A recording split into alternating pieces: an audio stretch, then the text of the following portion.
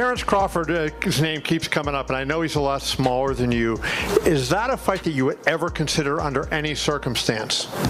You know, I always say if the fight make sense, why not? But he is not. Canelo Alvarez has just given a brutal response to the fight call from Terence Crawford, while Alexander Usyk believes that Crawford will emerge. Victory over Canelo if their highly anticipated bout takes place in the early months of next year. The WBA, WBC, and WBO heavyweight champion Usyk thinks Crawford's technical prowess will be essential to defeating Canelo's bulk and strength, although a Canelo-Crawford battle has not yet been scheduled. His Excellency Turki Alek is in favor of it.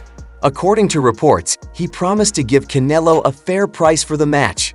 The exact amount is unknown, but Canelo would have to be extremely wealthy to want to take the chance of ruining his reputation by fighting a welterweight. I say Teren wins. Teren is a different man.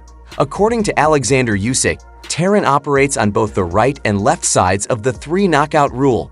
YouTube channel If That Fight Plays Out, Sek predicts a victory for Terence Crawford over Canelo Alvarez at 168 next year.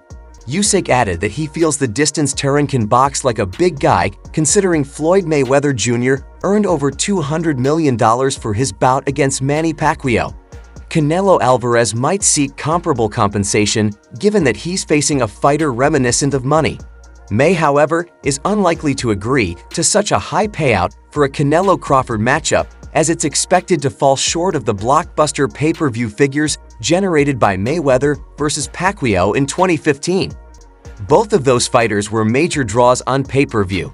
By contrast, Crawford has had just one successful PPV event in his 16-year career, which came against Errol Spence in 2023. However, it was Spence, not Crawford, who was the true catalyst behind that success.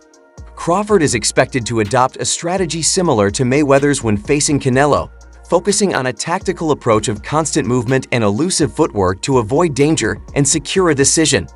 Victory. While the fight might lack fireworks, Crawford's methodical game plan will likely see him achieve his objective of outmaneuvering Canelo and staying out of the knockout zone.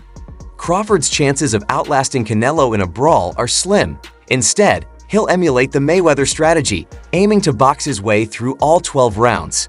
Enthusiasts of technical boxing will relish the Canelo-Crawford bout, while those who crave non-stop action might be disappointed. It turns absurd when a reigning champion faces off against an opponent who's leapfrogged 3 weight classes to VI for a world title, such as if Crawford were to ascend to challenge Canelo for his WBA, WBC, and WBO super middleweight belts.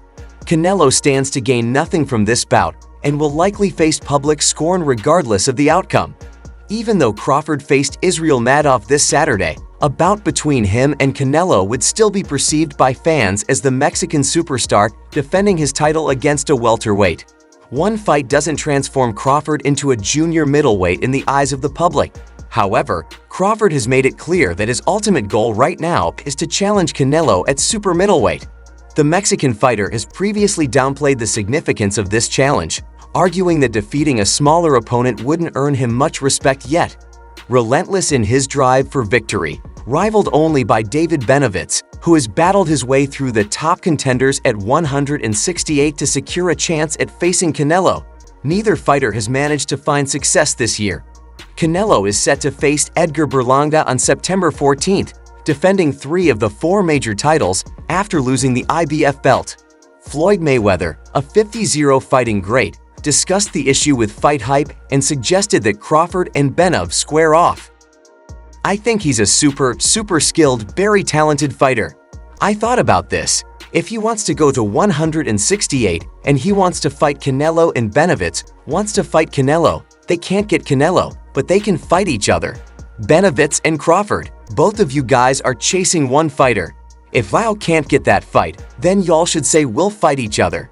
It's a fascinating idea, though it seems quite improbable. Bud has previously stated that his goal is to have Canelo's name etched onto his record rather than just facing a larger opponent. Meanwhile, Benavidez has recently committed to the light heavyweight division for the foreseeable future, especially after his attempts to lure Canelo into a title defense fell short. Meanwhile, Sean Porter has told Taport that Crawford is surely capable of defeating Canelo. Now retired from the ring, Porter has shifted gears to become a pundit in LOD, gearing up for Crawford's WBA super welterweight world title showdown against Israel Madoff. This Saturday night, should the American triumph, he will become a member of an exclusive group of 4 weight world champions. Crawford's goals, however, don't stop there.